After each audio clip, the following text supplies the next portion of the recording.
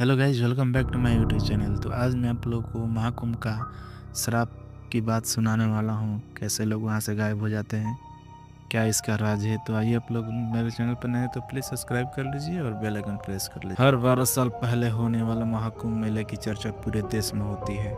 लाखों लोग अपनी आस्था के साथ गंगा में स्नान करने हरिद्वार, प्रयागराज, उज्जैन या नासिक के घाटों पर आते हैं। यह वह समय होता है जब आस्था और भक्ति का संगम देखने को मिलता है। लेकिन इस बार महाकुंभ कुछ अलग था। केवल आस्था और भक्ति का नहीं, बल्कि डर और रहस्य मेला भी बन गई। कहानी की शुरुआत 3 साल पहले की घटना से होती है। प्रयागराज के संगम के पास एक साधु जिसे लोग त्रिकालु गुरु कहते थे, अपने तप पर साधना के सिर लिए प्रसिद्ध था। उसके पास अपार शक्तियाँ थी, लेकिन इसके कभी इनका दुरुपयोग नहीं किया। वह लोगों की मदद करना, उसे शिक्षा देना और भक्ति के मार्ग चलने की प्रेरणा देता है।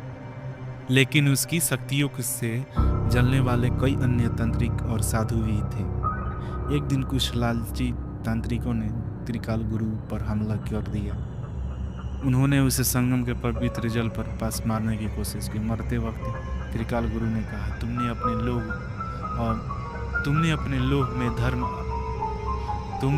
लोभ में धर्म का अनादर किया।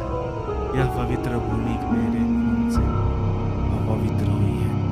मैं श्राप देता हूँ कि हर 3 साल बाद महाकुंभ के दौरान इस घाट पर विवाह घटनाएं होगी। लोग गायब होंगे और इस श्राप से केवल वही बच पाएगा जो सच्ची भक्ति और निस्वार्थ आस्था लेकर आएगा।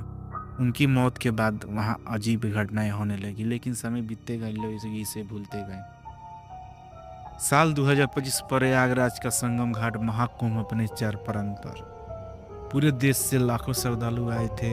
साधु संतों की पंक्तियां लगी थी। साल 2025 प्रयागराज का संगम घाट महाकुंभ अपने चरम पर था। पूरे देश से करोड़ों श्रद्धालु आए थे। साधु संतों की पंक्तियां लगी थी।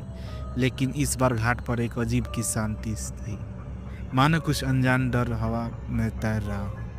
पहले दिन घाट का स्नान करने के गए 4 लोग गायब हो गए। किसी ने सोचा कि वे भीड़ में खो गए होंगे। पुलिस और स्वयं ने ढूंढने की कोशिश की, लेकिन दूसरे दिन संख्या बढ़ 10 हो गई।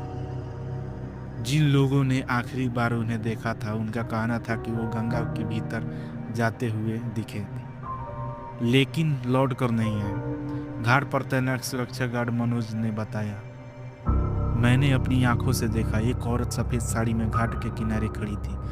वह कुछ मंत्र पढ़ रही थी। जब मैंने उससे पूछा कि वह कौन है, तो उसने अचानक गायब होकर नदी में छलांग लगा दी। कुंभ के आयोजक इस बात को छुपाने की कोशिश कर रहे थे कि श्रद्धालुओं में डर न फैले, लेकिन घाट पर रहने वाले साधु संत के बीच चर्चा शुरू हो गई। बाबा अग्निवेश ने एक सिद्ध तांत्रिक मानते थे। कहा, यह त्रिकाल गुरु का श्राप है। 3 साल पूरे हो गए हैं और उनका श्राप फिर से जग गया है। केवल सच्चे श्रद्धालु ही बच पाएंगे, बाकी सब इस श्राप की बलि चढ़ जाएंगे। कुछ लोगों ने इस अंधविश्वास कहकर नकार दिया, लेकिन घाट पर घटनाएं बढ़ती गई। अब हर दिन 20-25 लोग गायब हो रहे थे। कुछ ने नदी में विशाल छाया देखी, तो कुछ ने रात में घाट पर डरावनी आवाजें सुनी। इस कहानी का नायक आदित्य एक खोजी पत्रकार था।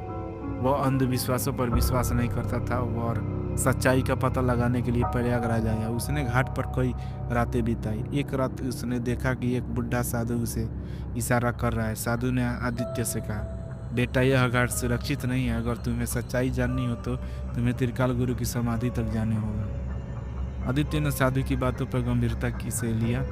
उसने घाट के पास छुपी एक गुफा का पता लगाया। गुफा के भीतर उसके एक पत्थर की मूर्ति मिली, जिस पर लिखा था, जो इस श्राप को तोड़ना चाहता है उसे सच्चे मन से संगम में स्नान करना होगा। लेकिन याद रहे, केवल वही बच पाएगा जो लोभ और पाप से मुक्त हो। आदित्य ने इस रहस्य में सुलझाने की ठान ली। उसने साधु की अग्निवेश की मदद ली। साधु ने उसे बताया कि गंगा में एक अघोरी आत्मा है, जो त्रिकाल गुरु के श्राप के कारण सक्रिय हो गई है। आदित्य और साधु ने रात के संगम में जाकर अनुष्ठान किया। जैसे ही उन्होंने मंत्रोच्चारण किया, गंगा में भयंकर हलचल हुई। पानी से एक भयानक आकृति उभरी जो त्रिकाल गुरु के श्राप की प्रतीक थी। आदित्य ने अपनी हिम्मत नहीं हारी और गंगा के पवित्र जल को लेकर उस आकृति पर छिड़क दिया।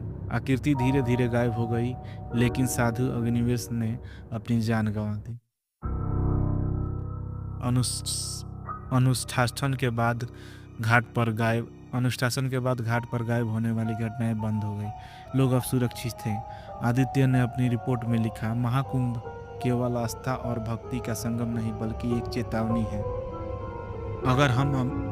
अगर हम अपने धर्म और पवित्र का अनादर करें तो प्रकृति और ईश्वर हमें कभी माफ नहीं करेंगे। और इस तरह महाकुंभ के श्राप का अंत हुआ, लेकिन त्रिकाल गुरु का संदेश आज भी गंगा की लहरों में गूंजता है। तो दोस्तों, आप लोगों को कैसा लगा कहानी, आप लोग कमेंट करके ज़रूर बताइए। मैं मिलूंगा आप लोगों से अगले वीडियो में। तब तक के लिए जय हिंद।